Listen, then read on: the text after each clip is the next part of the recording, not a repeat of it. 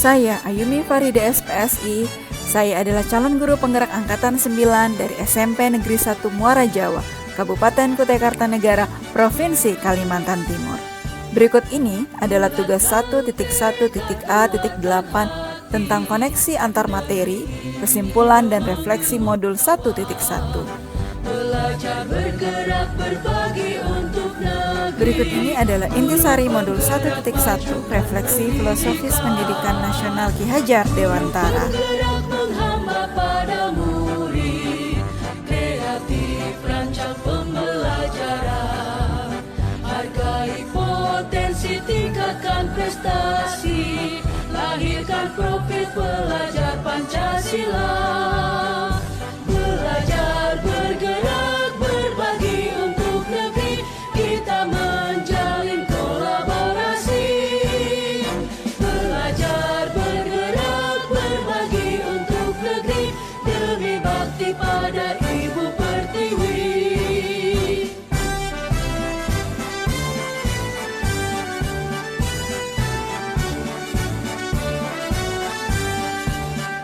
Bulatkan tekad, kuatkan hati, negeri ini memanggilmu kawan.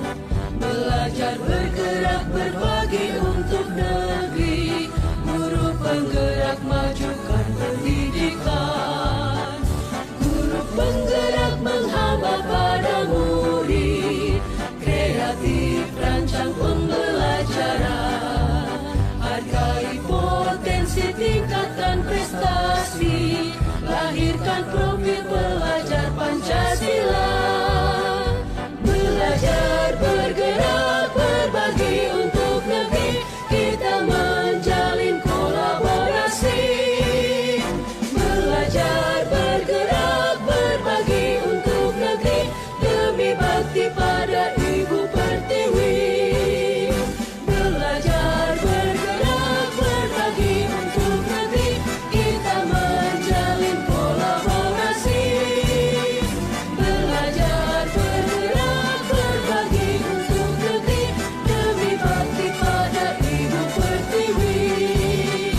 Demi bakti pada Ibu Pertiwi.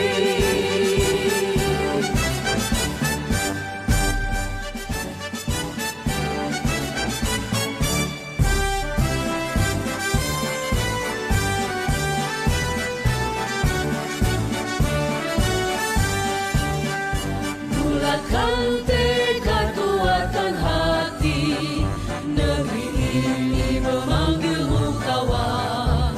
Belajar, bergerak, berbagi untuk negeri, guru penggerak, majukan pendidikan. Guru penggerak menghamba pada murid, kreatif rancang pembelajaran, hargai potensi, tingkatkan prestasi, lahirkan profil pelajar Pancasila. Belajar, bergerak, berbagi untuk negeri, kita menjalin kolaborasi. Belajar, bergerak, berbagi untuk negeri, demi bakti pada Ibu Pertiwi.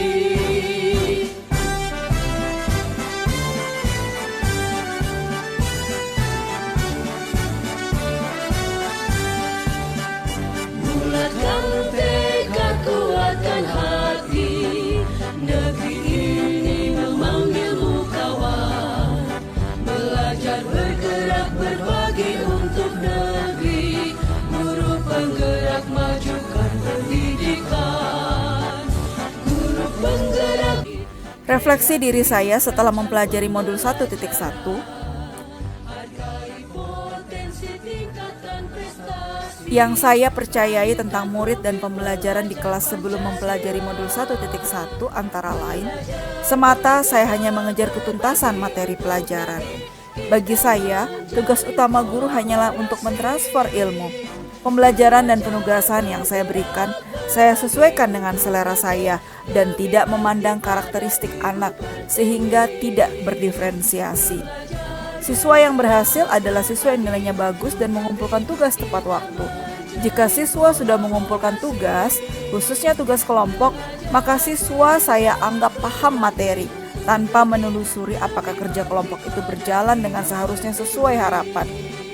Saya merasa bahwa sulit membangkitkan keaktifan siswa, sehingga saya lebih cenderung menggunakan metode ceramah tanpa mencari strategi yang bisa mengaktifkan siswa lebih aktif lagi dalam pembelajaran. Yang berubah dari pemikiran atau perilaku saya setelah mempelajari modul 1.1 antara lain, pendidikan itu bukan menuntut, tetapi menuntun murid.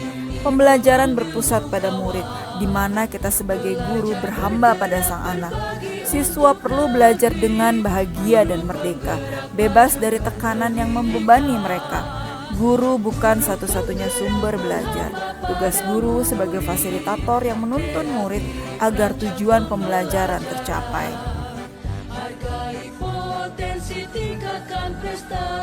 Kodrat alam dan kodrat zaman harus diperhatikan dalam membuat strategi pembelajaran. Perlu kita pahami bahwa setiap anak itu unik dengan karakteristik mereka masing-masing. Hormati perbedaan itu dan bantu murid mengoptimalkan dirinya sesuai potensinya. Proses pembelajaran harus bersifat holistik, tidak hanya aspek kognitif saja, namun juga ranah afektif, psikomotor, sosial budaya, dan spiritualnya. Menumbuhkan budi pekerti anak adalah tujuan dari pendidikan untuk menuju profil pelajar Pancasila. Yang segera saya terapkan lebih baik agar kelas saya mencerminkan pemikiran Ki Hajar Dewantara antara lain, saya akan melakukan identifikasi siswa dan menerapkan student center, yaitu menerapkan pembelajaran berdiferensiasi dan berpusat pada murid. Memperhatikan kodrat alam dan kodrat zaman murid dengan mencari sumber belajar dari berbagai referensi dan mendesain dengan menggunakan media ajar yang menarik bagi siswa sesuai zaman mereka. Saya akan merancang pembelajaran yang menyenangkan sehingga siswa akan antusias dan aktif di kelas.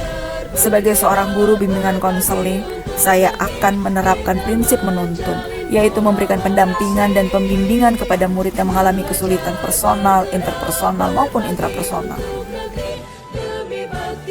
Penanaman nilai-nilai budi pekerti pun menjadi sebuah keharusan. Saya akan memasukkan nilai-nilai sosiokultural murid disesuaikan dengan materi pembelajaran, sehingga akan lebih menyentuh keadaan murid. Melakukan refleksi diri ini sangat penting.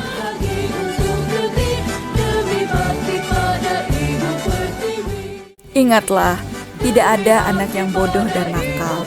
Yang ada adalah anak yang belum berkembang optimal karena cara pembelajaran yang belum cocok antara guru dengan anak. Salam bahagia untuk para pendidik hebat.